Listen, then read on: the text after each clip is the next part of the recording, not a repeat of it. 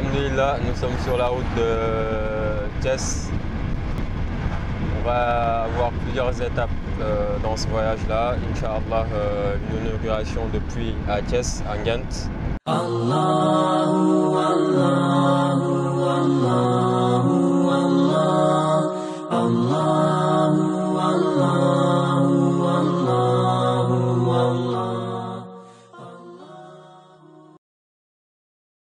Autant dire que voici un frère qui, en un don, a pu toucher des dizaines, des centaines de gens qui, chacun, utilisera l'eau en fonction de son besoin et à sa façon.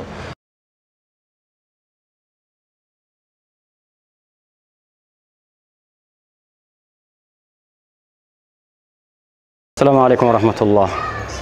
Ñu ngi sant suñu borom subhanahu wa ta'ala di julli ci yonent bi alayhi salatu wa salam. Di am njort bu rafet incha allahu taala ci teen bi ci njëriñ bi nga xam ne moom la war a jëriñ mbokki julliti ndax surtout fan yi passé nii dafa tombe ñu ñàkk ndox lool gaa yi nga xam ne ñooy dajji ay compteur yi di sàcca di toog nañ fi lu tollook maanaam 15 jours yoo xam ne yi amuñu ndox te yàlla subhanahu wa taala def ci xéewal mu tombe ak teen bi bon rek mubasharatan ñëpp commencé di ñëw di ci jëriñu walhamdulillah kooku sant nañ ci yàlla subhanahu wa taala di ci ñaan yàlla subhanahu wa taala yal na ci yàlla def jàmm yàlla na yàlla def xasanaat yi nga xam ne moom lañ ci am lépp sottil ko ci yiw ñi nga xam ne ñoom ñoo liggéey bi li ko tàmbali ci ñi nga xam ne ñoom ñoo ko financé jaare ko ñi nga xam ne ñoom nekk sabab be teen bi daal di taxaw ak ñi nga xam ne ñoom ñoo ci taxaw be teen bi daal di taxaw ñoom ñëpp yàlla subhanahu wa taala xejoona seeni yiw den yàlla na leen yàlla defal yiw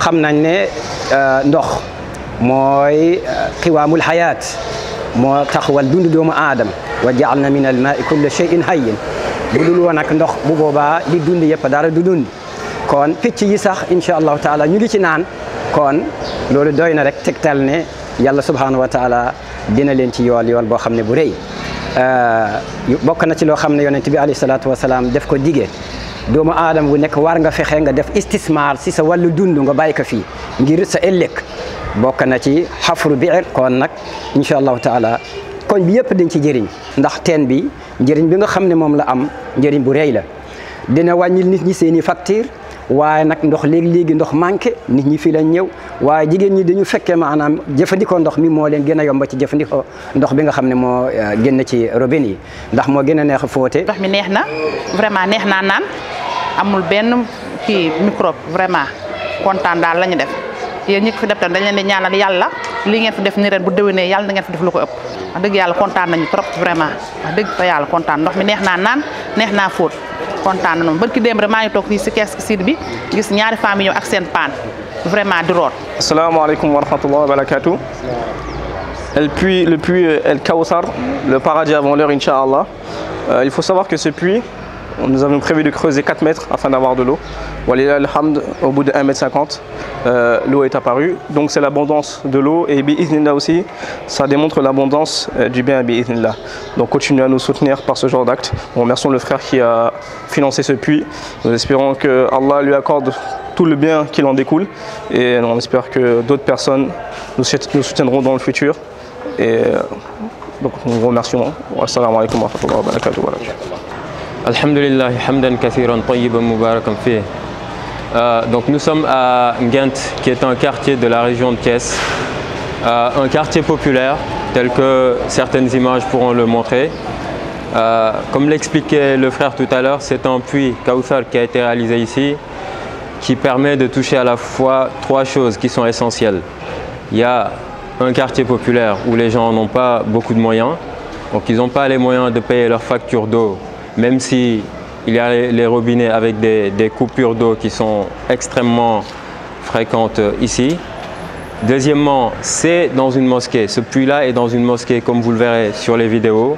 Donc les gens qui viennent faire le wudu et autre chose utiliseront cette eau-là. Troisièmement, il y a une école que vous voyez juste là à côté, où il y a énormément d'enfants qui viennent apprendre. Donc toutes ces populations-là vont profiter de ce puits. Autant dire que voici un frère qui, en un don, a pu toucher des dizaines, des centaines de gens qui chacun utilisera l'eau en fonction de son besoin et à sa façon. Donc voici le type d'investissement, comme disait Oustaz tout à l'heure, que la personne doit faire pour elle, pour son au-delà, pour Al-Akhirah. Donc ouvrir une voie pour lui, ouvrir les vannes d'un robinet ou d'un puits comme on le voit ici, pour avoir des hasanats qui sont illimités, Inch'Allah, dans le temps. Parce que ce puits-là, il est très abondant, comme on va le voir, il est extrêmement abondant. L'eau jaillit de partout, de sorte qu'on a été obligé de poser un dispositif pour pouvoir creuser plus loin. Ce qui montre qu'il y a une abondance que Allah seul sait quand elle va s'arrêter, bi'idhnillahi ta'ala.